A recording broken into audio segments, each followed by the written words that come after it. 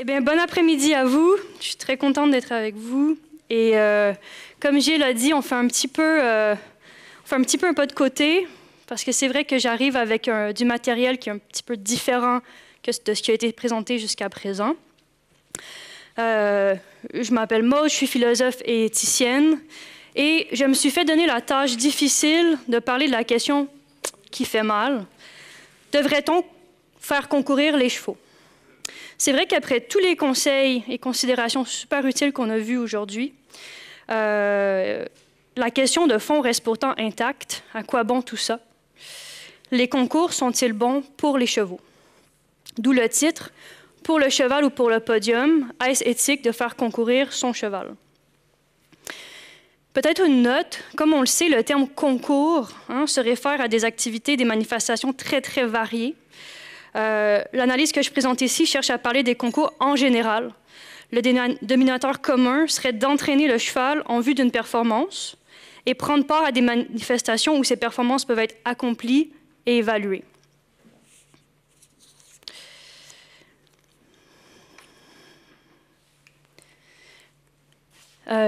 J'aimerais briser la glace en précisant que le rôle d'une éthicienne, ce n'est pas de dire à autrui ce qui est bien ou mal, mais c'est d'apporter des outils de réflexion qui permettent de gagner en clarté par rapport à nos décisions et à nos actions. Je suis aussi une personne de cheval depuis ma jeune enfance, et c'est par amour pour les chevaux, pour leur bien-être, mais surtout pour leur bonheur, que j'ai finalement étudié la philosophie, précisément l'éthique. Et c'est donc à partir de ces deux perspectives que je parle aujourd'hui. Alors, comment est-ce qu'on va s'y prendre pour répondre à cette question? Devrait-on faire concourir les chevaux? D'abord, on va juste prendre le temps de regarder un petit peu, mais c'est quoi ça, l'éthique? L'éthique, c'est une branche de la philosophie qui interroge nos actions, plus généralement nos vies. Comment doit-on vivre? Est-ce juste de? Est-ce bien de? Est-ce justifié de? L'éthique, contrairement à, par exemple, les sciences naturelles, ne cherche pas à comprendre comment le monde est, par exemple à comprendre quel pourcentage de fibres est dans mon foin, mais cherche à comprendre comment le monde devrait être. D'où la question fondamentale, comment doit-on vivre? Ou, ce qui nous intéresse, comment doit-on vivre avec les chevaux? Donc, l'éthique questionne l'action, l'oriente, émet des jugements correctifs, certes, mais nous demande aussi une grande part d'imagination afin de se représenter comment le monde pourrait être. Et donc, ça nous demande d'une part d'évaluer nos actions, mais aussi d'être capable d'imaginer de nouvelles possibilités lorsque des choses sont appelées à devoir être changées. Sachant ceci, tournons-nous maintenant vers la question qui nous préoccupe. Donc, c'est quoi la question, au fond? C'est quoi la question de fond? Qu'est-ce qu'on veut dire par « est-ce éthique de faire concourir son cheval » ? On se demande s'il est juste ou justifié qu'un cheval prenne part à des concours. Et moi, je vais quand même me focusser surtout, pas sur le moment ponctuel où le cheval est au concours, mais sur la vie en général que ça implique pour un cheval de éventuellement participer à des concours, de penser à la vie globale du cheval. Donc, devrait-on faire concourir son cheval? C'est une question de la même nature que, par exemple, devrait-on envoyer son enfant à l'école publique ou devrait-on accepter un nouvel emploi? Pourquoi je dis ça? Simplement pour dire que la question ne présuppose encore rien sur la valeur des concours eux-mêmes, ou de l'école publique ou de l'emploi. Pour le moment, dans la question, les concours sont encore neutres. Mais la question demande si, toutes choses considérées, nous avons de plus fortes raisons de faire concourir plutôt que de ne pas le faire, ou si les raisons pèsent contre les concours. Et comment est-ce qu'on va s'y prendre pour répondre à ça? Il va falloir essayer de se tourner vers des critères. Et au fond, les éthiciens et éthiciennes s'appuient sur de nombreux critères pour évaluer les actions. Et nous-mêmes, en tant qu'êtres humains, on ne le remarque peut-être pas, mais on s'appuie constamment sur des critères pour évaluer nos actions et aussi pour imaginer de nouvelles possibilités. La réflexion éthique s'appuie sur de nombreux critères qui ont une cohérence et qui s'efforcent de ne pas être arbitraires. Ces critères peuvent guider l'action. Ils sont multiples. Différents philosophes, depuis des milliers d'années maintenant, défendent différents critères éthiques. Je vais vous en présenter 4, juste pour vous montrer les angles variés à partir desquels on pourrait répondre à la question qui nous préoccupe.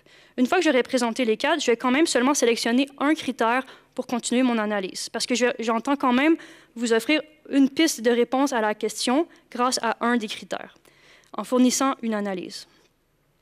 Mais prenez en tête ces différents critères et ça ouvrira peut-être la voie pour une autre présentation, une autre discussion pour quelque chose de futur. On pourrait d'abord commencer avec le critère « maximiser le bonheur ». Dans ce cas-là, faire concourir un cheval est juste si et seulement si, toute chose considérée, cela maximise le bonheur total pour toutes les personnes impliquées et minimise la souffrance. Ou encore, on pourrait s'appuyer sur le critère du respect des droits fondamentaux des chevaux. Dans ce cas-là, faire concourir un cheval est juste si et seulement si concourir respecte les droits fondamentaux du cheval. Le droit à la vie, le droit à ne pas souffrir, le droit à la liberté. Encore une fois, on pourrait s'intéresser au critère de non-malfaisance. Selon ce critère, faire concourir un cheval est juste si et seulement si concourir ne cause pas de souffrance au cheval, concourir lui apporte directement un bénéfice individuel et si le cheval participe volontairement au concours, le consentement. Mais le dernier critère, ça va être le critère de l'épanouissement et c'est celui-là qui va m'intéresser, celui-là que je vais sélectionner. Dans ce cas-là, faire concourir un cheval est juste si et seulement si concourir contribue à son épanouissement. Donc le mot-clé pour la présentation, ça va être vraiment la notion d'épanouissement. Les chevaux sont placés dans des relations de dépendance par rapport aux humains. Du point de vue de nombreux systèmes éthiques, comme l'éthique du care ou l'éthique de la vulnérabilité, qui interrogent comment vivre ces relations asymétriques de dépendance de façon juste, l'humain est placé dans une réelle posture de responsabilité vu cette dépendance.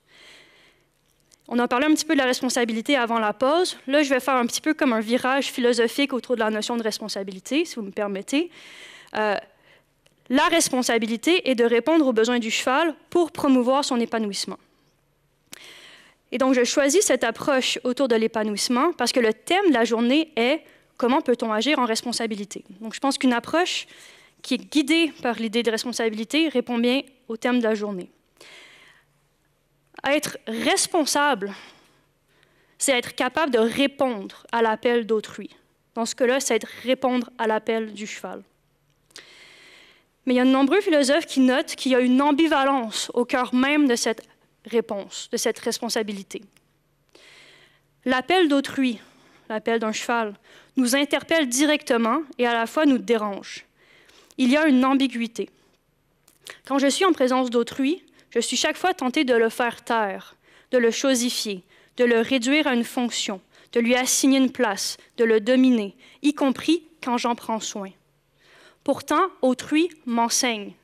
Il y a à la source de l'éthique un appel, une injonction. Cette préséance d'autrui, sa présence au monde, qui me parle et m'oblige. Il ne saurait être regardé, ce cheval, comme un être anonyme et substituable. Ici, il est question de reconnaître l'enjeu de la responsabilité. L'appel de l'autre, bien que réel, peut être déroutant. Et ça, il faut le reconnaître. On ne sait pas toujours quoi répondre. On peut se sentir sans repère. Se sentant sans repère, on verse dans la réduction, à une chose, à une fonction, à une place assignée. Comme pour lutter contre l'ampleur de la rencontre de l'autre, comme être unique qui préserve toujours une part de secret. Le cheval, au fond, il nous dira jamais pour de bon « oui, je suis heureux dans ma vie ». Être responsable d'un cheval demande le courage de vivre avec cette ambivalence et de maintenir le regard sur son épanouissement. Mais qu'est-ce que l'épanouissement?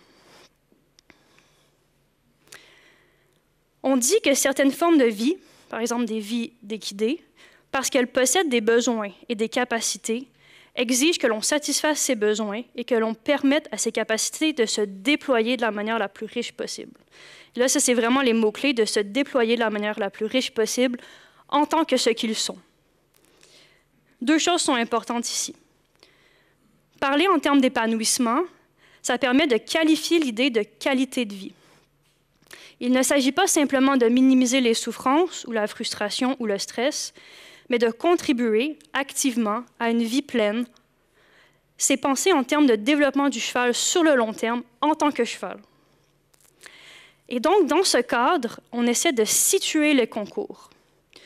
Ça permet de situer les concours dans la vie plus globale du cheval, en général de réfléchir à la qualité de vie globale du cheval, indépendamment des concours et de voir si les concours peuvent répondre à cette qualité de vie.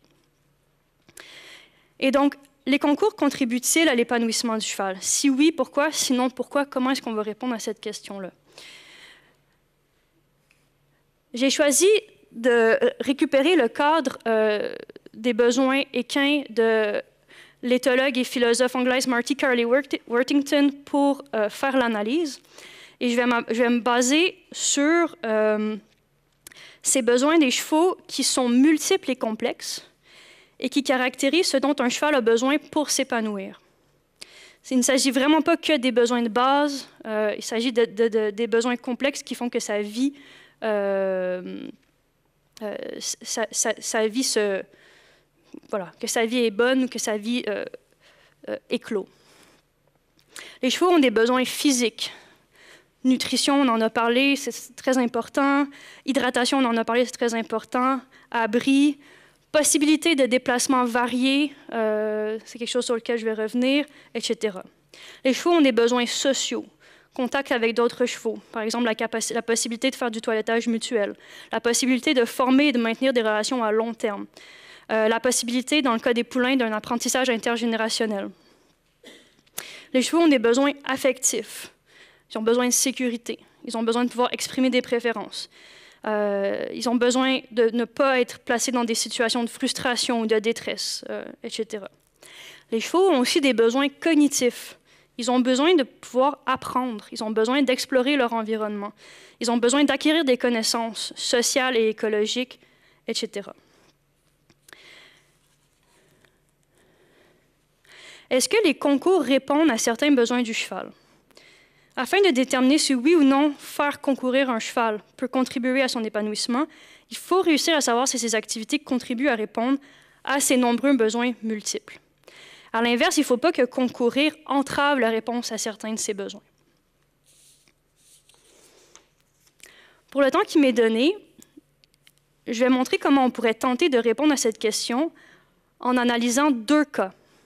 Ces deux cas communs, deux cas de vie qui me paraissent des cas communs de vie de chevaux qui prennent part à des concours et qui sont entraînés pour le faire, et qui sont par ailleurs des histoires vraies, certains de ces chevaux que j'ai connus personnellement. En analysant ces cas particuliers, je m'intéresse à comment un principe général tel que l'épanouissement peut permettre de mieux comprendre et d'évaluer la qualité de vie de chevaux en particulier. Et je souhaite aussi montrer combien la réponse est sensible au contexte. Et donc, pour le reste de la présentation, j'aimerais procéder à ces deux analyses, puis ensuite, je vais faire un point de conclusion. Et donc, voici le premier cas. J'ai beaucoup de textes, pas beaucoup de photos. Veuillez me pardonner. Les philosophes aiment beaucoup les mots. Je mettrai plus de photos une prochaine fois. Vezuna était une petite jument anglo-arabe alezane. Volontaire, un peu têtue, déterminée, elle a remarquablement performé en saut d'obstacle avec sa cavalière J. Selon J, Vezuna avait compris les règles du jeu. Elle s'envolait au-dessus des obstacles. Elle passait toujours. J et Vezuna passaient tout leur temps ensemble. Les compétitions, l'entraînement, mais aussi le repos, les balades à pied en forêt, etc. Après 3 saisons de performances remarquables, la propriétaire de Vezuna, qui n'était pas J, décida de la vendre. Elle a obtenu un très bon prix pour la jument. Le duo Vezuna-J a été démantelé. Ça, c'est un événement perturbateur important à se rappeler. L'année suivante, Vezuna performa moins bien, suite à quoi elle a été vendue à nouveau. 2 ans plus tard, elle a été abattue après s'être fracturé une patte en tombant sur un obstacle. Et ce dernier événement qui était tragique et fatal était vraiment inhabituel pour la jument. C'est aussi pour ça que c'est important de le garder en tête. Et comment, donc, est-ce que je peux évaluer comment la vie de concours contribue à l'épanouissement de la jument ou l'entrave? Pour les fins de cette présentation, je vais attribuer des points pour que ça soit imagé et schématique. Bien sûr, il s'agit d'une analyse qualitative, donc c'est un petit peu bizarre de tomber dans le quantitatif, mais je pense que ça va vous aider à suivre le raisonnement de l'analyse. 5, ça contribue tout à fait aux besoins. 0, c'est neutre, ça ne contribue pas, mais ça n'entrave pas. Moins 5, ça entrave complètement le besoin. Les besoins étant les 4 familles de besoins dont j'ai parlé précédemment. Et évidemment, les évaluations que je vais vous proposer, peut-être vous allez les trouver justes, peut-être qu'elles vont vous choquer. C'est une première lecture des cas. Selon moi, ça ne clôt pas la discussion, mais plutôt ça l'ouvre. Dans un monde idéal, nous aurions le temps de nous asseoir ensemble et d'en discuter plus avant, d'affiner l'évaluation, etc. Et donc, le cas de Vezuna, je vais l'analyser en 2 temps. Temps 1, c'est durant sa vie avec J. Temps 2, c'est lorsqu'elle a été vendue et jusqu'à sa mort. Au niveau des besoins physiques, j'ai attribué 1. Tout ce qui est de nourriture, abri, c'est pris en compte, on pourrait y donner 5. Mais le fait qu'elle a une vie en box de 18 à 24 heures par jour, ça entrave complètement sa possibilité de mouvement autonome. Et donc, j'ai attribué -5. Par contre, l'entraînement, et du coup, ici, c'est un genre de point positif pour le fait qu'elle est entraînée pour les concours. L'entraînement lui donne une possibilité de mouvement un certain nombre de jours par semaine. Et donc, on arrive à 1 pour les besoins physiques. Au niveau des besoins sociaux, le type de vie qu'elle mène en box, où elle est sortie en parc individuel, est une vie sans vie sociale développée, voire inexistante. Et cette vie-là, dans ce cadre-là, est liée à son entraînement. Et donc, j'ai mis -5 au niveau des besoins sociaux. Par contre, j'ai fait peser quand même assez lourd le lien avec J, qui est la cavalière, mais qui est par ailleurs l'humain qui s'occupe le plus de Vezuna, et qu'ils ont un lien qu'il faut prendre en compte, ce qui donne -2 au niveau des besoins sociaux. Au niveau des besoins affectifs, j'ai fait peser assez lourd le fait que la routine d'entraînement donne une sécurité à la jument, surtout avec le fait qu'on sait que la cavalière est très présente et très à l'écoute, et donc que la jument peut exprimer ses préférences. Encore une fois, par contre, l'entraînement au niveau des besoins affectifs fait qu'elle vit une vie sans vie sociale avec d'autres équidés, donc j'ai mis -1. Ça donne quand même un 4 au niveau des besoins affectifs. Au niveau des besoins cognitifs, je pense que c'est là où la vie d'entraînement qui la prépare au concours et qui va éventuellement l'amener à concourir a le plus d'avantages. Dans ce cadre-là, on sait que ça lui fournit des possibilités d'apprentissage. On sait que les lieux de concours, les terrains de concours sont des possibilités d'explorer les nouveaux environnements, du moins pour acquérir certaines connaissances sociales. On sait que J favorise un entraînement varié et donc qui permet un apprentissage diversifié. Et on sait que J, à l'intérieur de cet entraînement varié, favorise les balades en terrain diversifiés, elle va amener Vezuna dans la forêt, des choses comme ça. Donc la jument, elle a des possibilités d'acquérir des connaissances écologiques. Donc on obtient un 4 ici au niveau des besoins cognitifs. Ça donne quand même seulement 7 sur 20.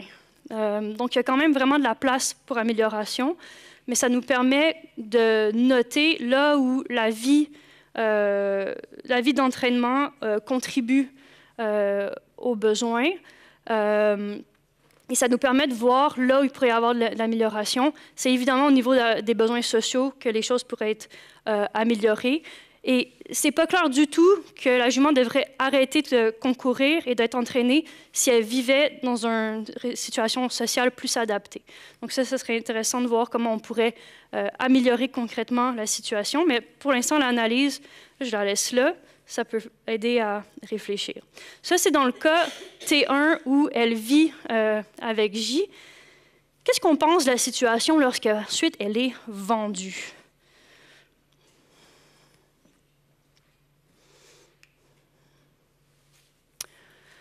Donc, je considère que cette vente est un gros bouleversement dans la vie de la jument.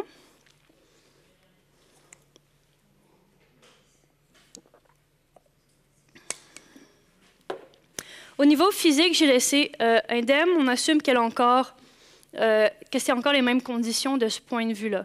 Par contre, au niveau social, au niveau de la réponse aux besoins sociaux, il y a encore le problème de l'entraînement qui, dans ce cadre-là, présuppose une vie sans réels contacts sociaux à long terme avec d'autres chevaux, mais où également son seul lien à long terme qui était J a été brisé.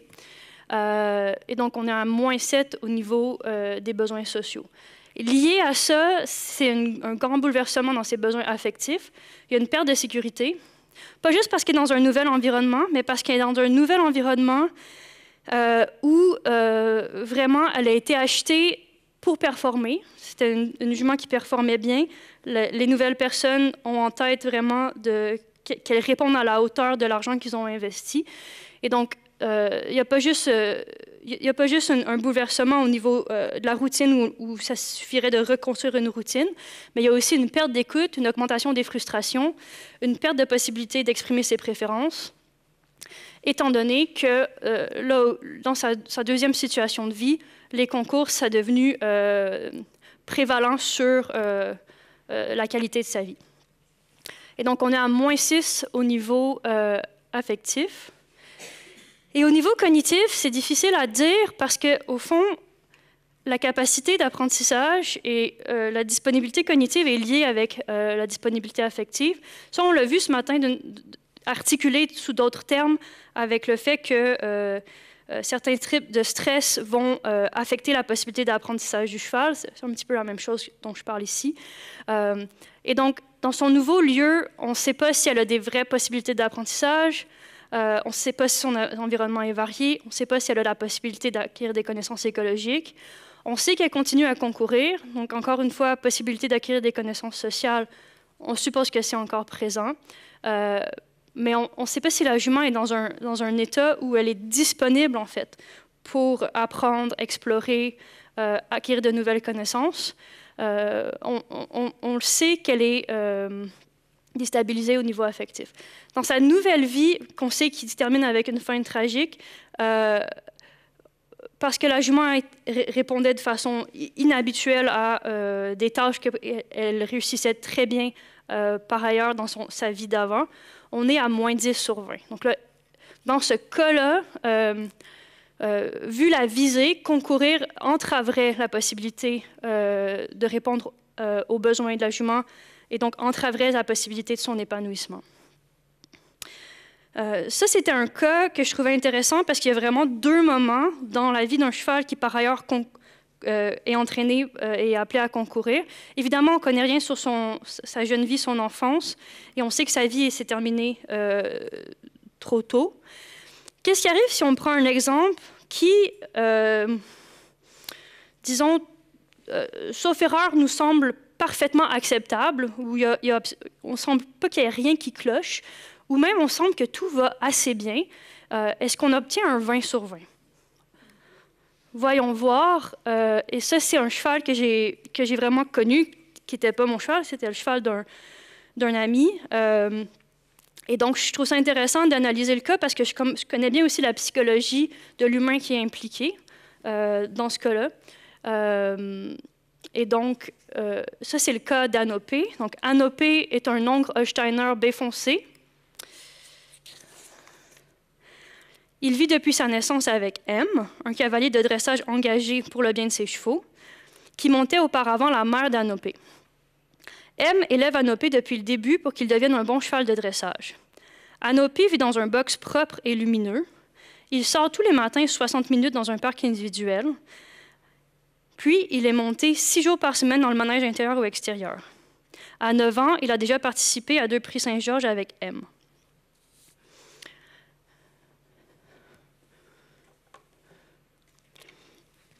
Je vous laisse un petit peu penser, qu'est-ce que vous attribueriez comme pointage à cette situation? Peut-être que vous seriez plus clément que qu'est-ce que moi je vais donner, peut-être vous le seriez moins, peut-être vous verriez d'autres limitations que moi je n'ai pas soulevées. Peut-être que vous pensez que c'est une vie idéale pour un cheval. Je ne sais pas ce que vous pensez, mais je vous laisse un petit peu y réfléchir. Ensuite, je vais vous montrer l'analyse que j'ai choisi de faire. Bien, c'est pas que je l'ai choisi, mais selon les critères donnés et selon la situation, je vais vous montrer quelle est ma lecture de la situation.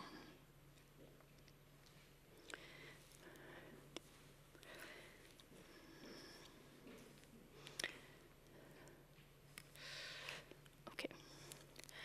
Au niveau des besoins physiques, on sait que nourriture, abri, il n'y a pas de problème, ça c'est pris en charge. On sait par contre Canopé est au box de 20 à 24 heures par jour, donc encore une fois, possibilité de mouvement autonome très limitée, voire complètement impossible. Donc ici, j'ai mis -5. Par contre, on sait qu'il a un entraînement rigoureux 6 jours par semaine, et on sait, parce que je vous en informe, que son cavalier est une personne qui fonctionne comme une montre suisse, donc la routine, elle n'est jamais brisée. Et donc, il y a vraiment un entraînement qui est stable et qui est assuré. Donc ici, j'ai mis 2. On est quand même à 2 au niveau des besoins physiques. Au niveau des besoins sociaux, encore une fois, le choix, c'est qu'il soit dans une vie en boxe et qu'il soit sorti chaque matin en package individuel. Donc, besoins sociaux, capacité de développer des relations à long terme, capacité de toilettage mutuel avec d'autres équidés, etc. C'est inexistant, donc j'ai mis un -5. On sait aussi Canopé, on connaît son enfance, on sait où il est né, et ici j'aimerais soulever qu'il a eu peu de possibilités d'apprentissage intergénérationnel lorsqu'il a grandi. Il vivait principalement seul avec sa mère, parfois avec un autre poulain et une autre jument poulinière, mais il a été très peu exposé à apprendre de d'autres chevaux, de d'autres chevaux plus âgés, etc., lors de sa croissance. Par contre, je fais peser beaucoup le lien avec M, qui est un lien stable et sur lequel le cheval peut compter. Donc, j'ai attribué 4. On est à -2 au niveau des besoins sociaux. Il faut qu'il passe tout son besoin social à travers son lien avec l'humain. Au niveau affectif, j'ai attribué 3 parce que le cheval comprend sa routine, il se sent en sécurité, donc ça, j'ai attribué un 4. Par contre, la nature même de la répétitivité de la routine pourrait mener à une certaine forme d'ennui ou une certaine forme d'ennui, d'être un petit peu assommé par cette répétitivité. Donc, j'ai mis -1. On sait que le cheval peut exprimer ses préférences, donc j'ai mis 1.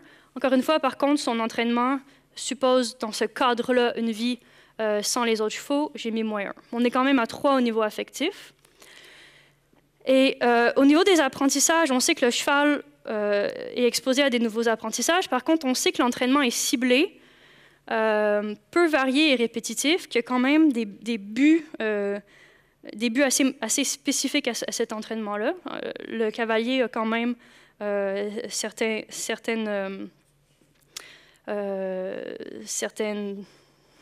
figures qu'il veut atteindre. On sait certaines routines qu'il veut mettre en place, etc. Et on sait que dans ce cas-là, le cheval est vraiment monté dans l'aréna extérieure, dans l'aréna intérieure. Il ne va pas en balade, il ne va pas en forêt, il ne va pas dans des nouveaux terrains. Donc, il n'a pas vraiment la possibilité d'acquérir des connaissances écologiques. Et donc, ça donne quand même un 5 sur 20. Même si, à première vue, ça nous semble une vie qui est très bien réglée pour un cheval de dressage. Donc, beaucoup de place à l'amélioration.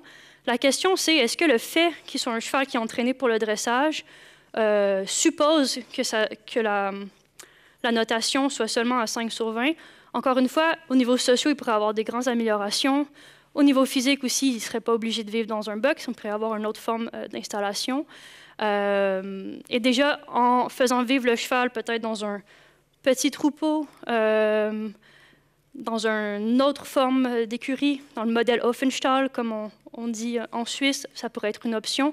Et déjà, on augmenterait le pointage au niveau des besoins physiques et sociaux, sans affecter par ailleurs le fait que le cheval peut s'entraîner pour la discipline que le cavalier a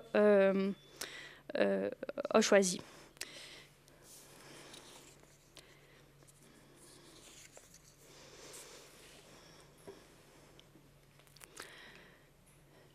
Et donc, encore une fois, le fait d'être entraîné pour concourir contribue ici à l'entraînement, contribue à la sécurité du cheval, au sentiment de sécurité, contribue à répondre à ses besoins cognitifs. Mais on sait ici qu'il y a quand même, au sein même du type d'entraînement, peut-être des aspects négatifs qu'il ne faut pas perdre de vue. Et donc, revenons à notre question initiale. pour le cheval ou pour le podium? Est-ce éthique de faire concourir son cheval? On a vu que je comptais répondre à cette question en demandant est-ce que faire concourir son cheval peut contribuer à l'épanouissement de la vie du cheval? Et ce serait éthique si, en effet, ça peut contribuer à son épanouissement. Au fond, ça implique d'essayer de penser qu'est-ce que ça représente pour la vie globale du cheval de concourir, et pas seulement de situer chaque fois notre conception éthique du concours dans les moments de concours. Hein, ça demande de resituer ce que ça demande au cheval, parfois même de sa naissance jusqu'à sa vie plus âgée. Et donc, est-ce que les concours contribuent à l'épanouissement du cheval? Selon les analyses que j'ai faites, et du coup, comme vous avez vu, qui nous demanderaient d'analyser tout un ensemble de cas, c'est une forme presque de casuisterie, oui, les concours peuvent contribuer à l'épanouissement du cheval pour certains besoins physiques et cognitifs, parfois aussi pour certains besoins affectifs. Non, pour les besoins sociaux. Parfois, ils entravent les besoins affectifs. Parfois, ils entravent les besoins physiques, dans le cas de la vie au box, par exemple. Parfois, ils entravent les besoins cognitifs, dans le cas de la répétitivité, et on pourrait trouver d'autres limitations. Et donc, la question n'est pas un oui tranché, un non tranché, est-ce éthique de faire concourir son cheval? C'est plutôt quelle sorte de vie est-ce que ça suppose pour le cheval?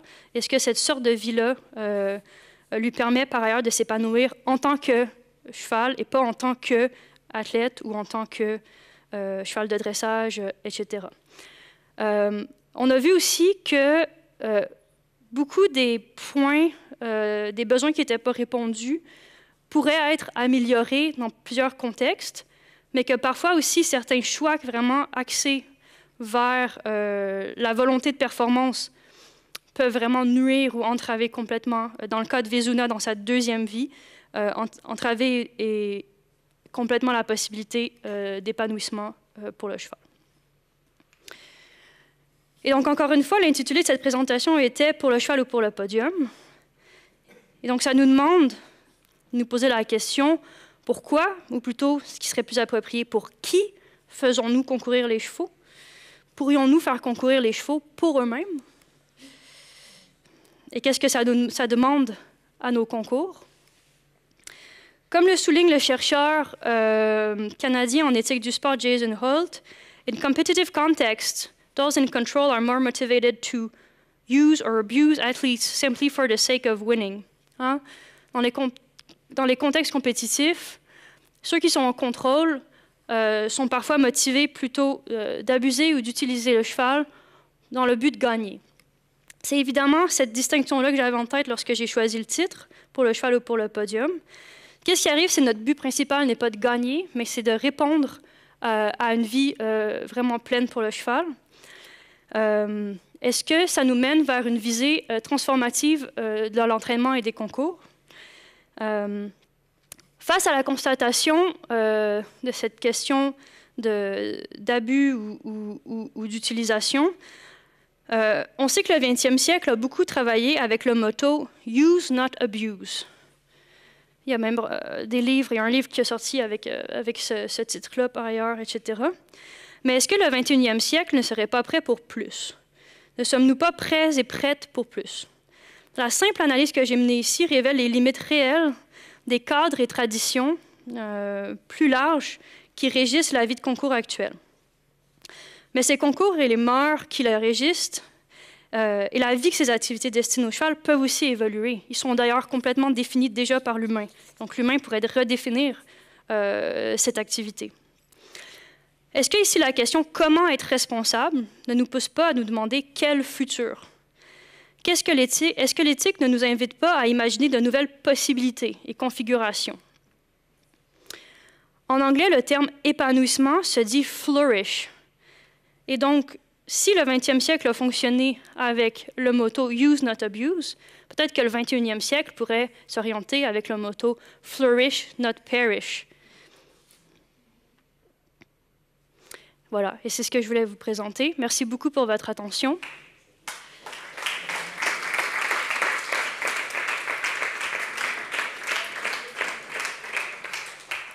Si ce que je vous ai présenté là vous semblait minimalement intéressant, sachez que je tiens un site Internet et un blog sur ce genre de questions et que je donne en 2025 à nouveau des cours ouverts à toutes et à tous, toute personne de cheval, en français à Fribourg le 8 novembre et en Deutsch, Freiburg am 29. November mit meiner Kollegin, auch Philosophin und Pferdefrau Friederike Zenker.